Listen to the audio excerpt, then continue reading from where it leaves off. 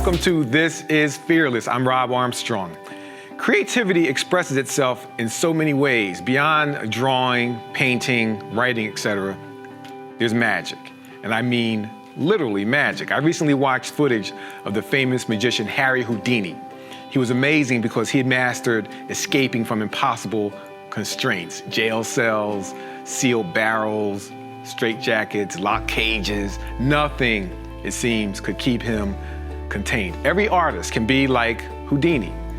The artist has within herself the perfect skeleton key, creative expression.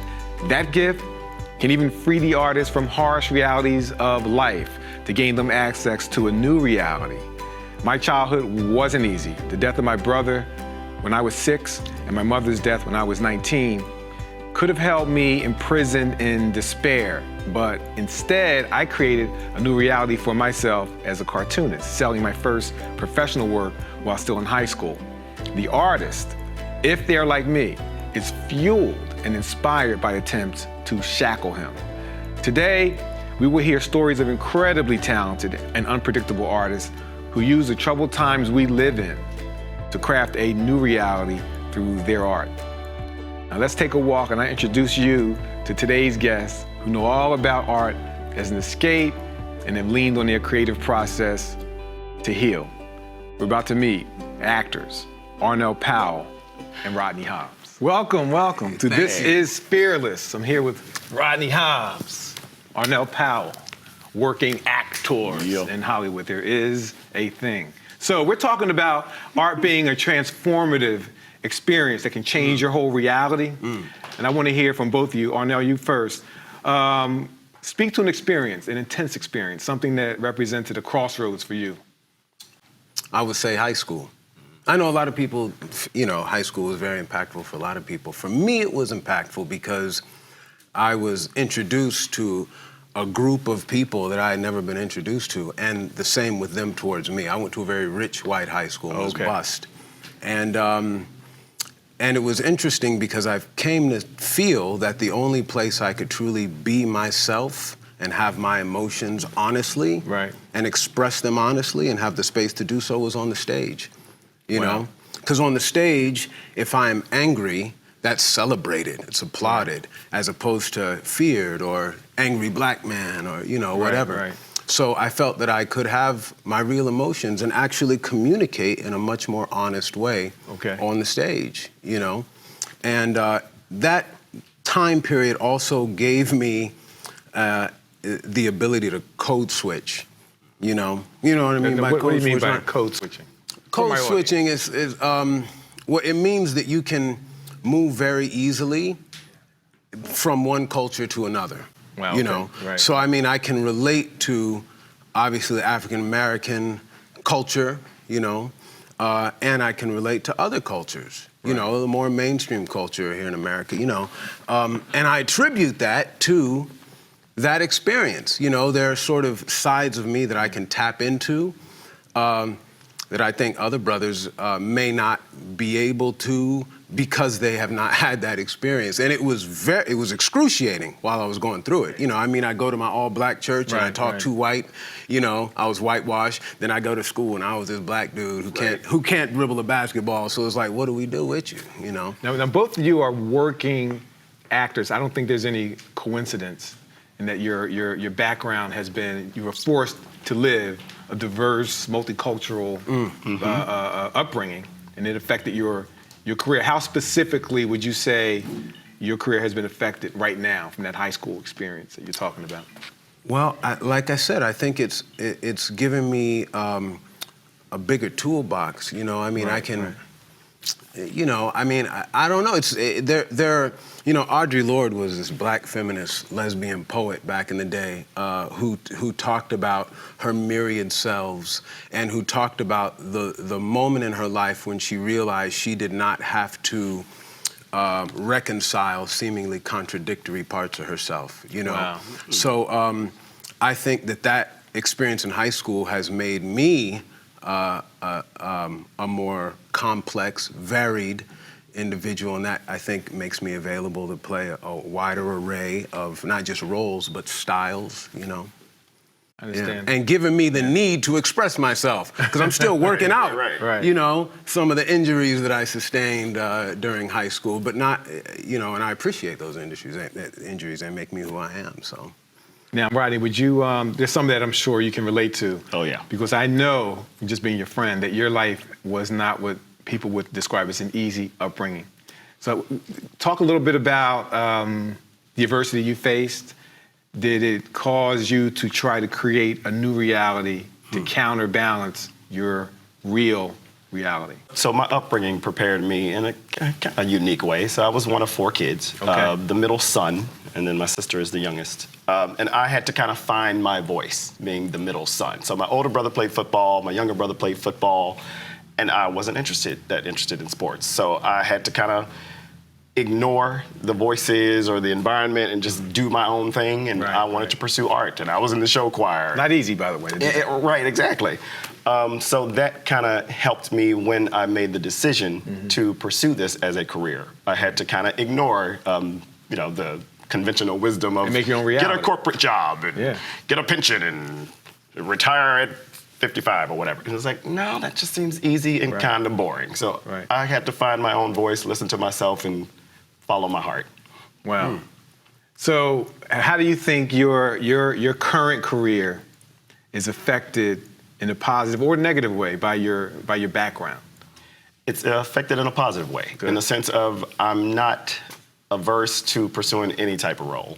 I mean, yeah, whatever you hand to me, I'm like, yeah, let's do it. If it's something I'm unfamiliar with, even better. You know, it's even more challenging. It's something I can learn about.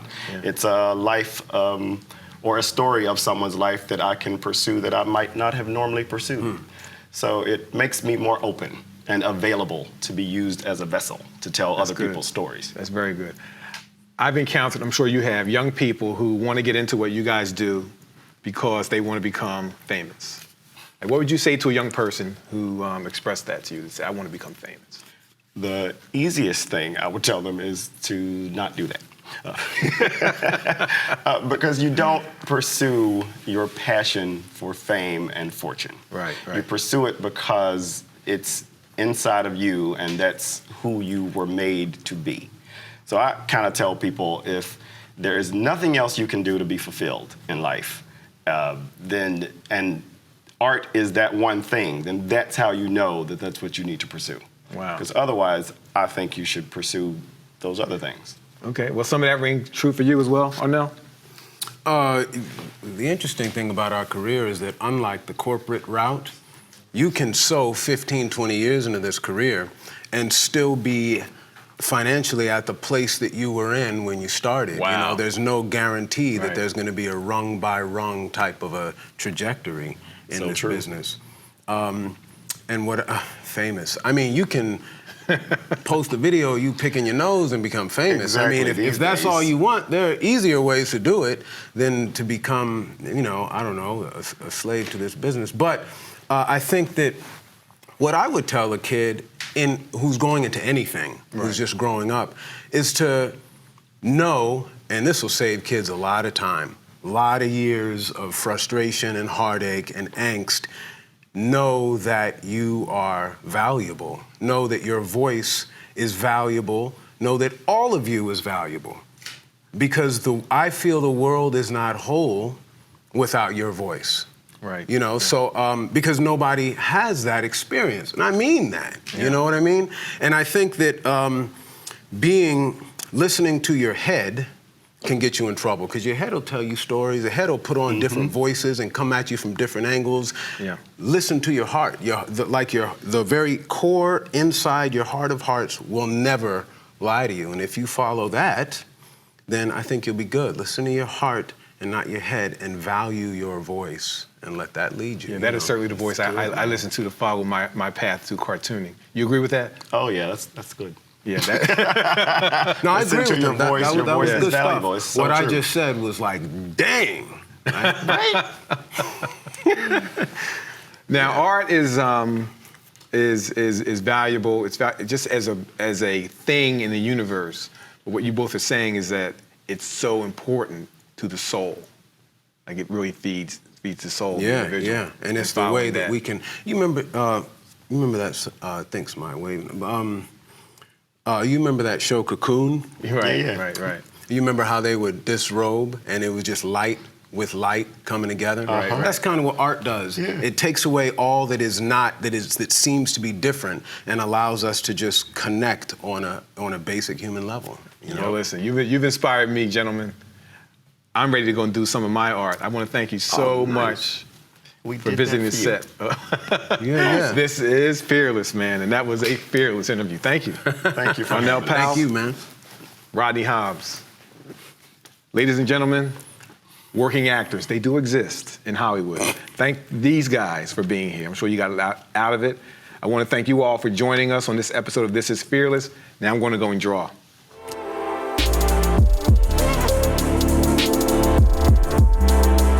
I use the term magic to describe art very purposefully. That's because art is magical. It transforms things just using simple shapes into anything you want them to be. The realities of life, they are what they are. But art allows you to take existing things and make them into something new.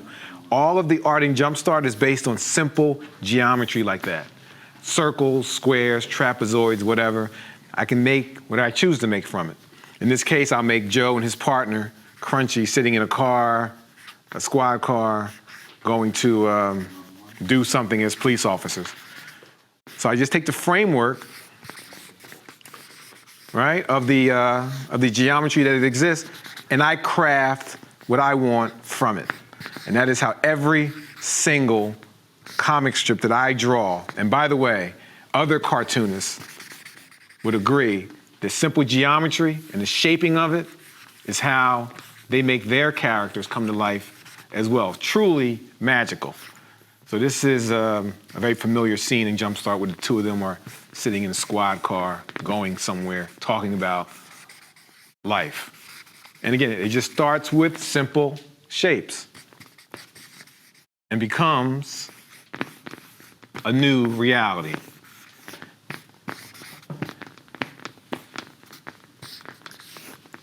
It's my favorite way to show the interaction of these characters in a contained environment. And then they'll be saying something. I don't have to get into all that, but I do have to sign this drawing because I'm going to be giving this away to a lucky viewer of This is Fearless. If you want this drawing I just did today, don't forget to head over to our Facebook page, This is Fearless Show, for a chance to win it. It was so good to have Arnell Powell here, Rodney Hobbs in studio. Whew, that was fun. And we want to give a shout out to actor Alhaji Sise. He's such a talented guy. He's an up-and-coming actor, model. Check him out on Instagram at Alhaji Sise Salon. Thanks so much for being here. And make sure to check out Arnell Powell and Rodney Hobbs and their up-and-coming projects. You'll see them. They're in everything. Now that's all for today's This is Fearless. But you can stay posted on our up-and-coming shows and exclusive content by following at emPOWERme.tv. And don't forget to subscribe to our channel, emPOWERme.tv. Until next time, I'm Robb Armstrong.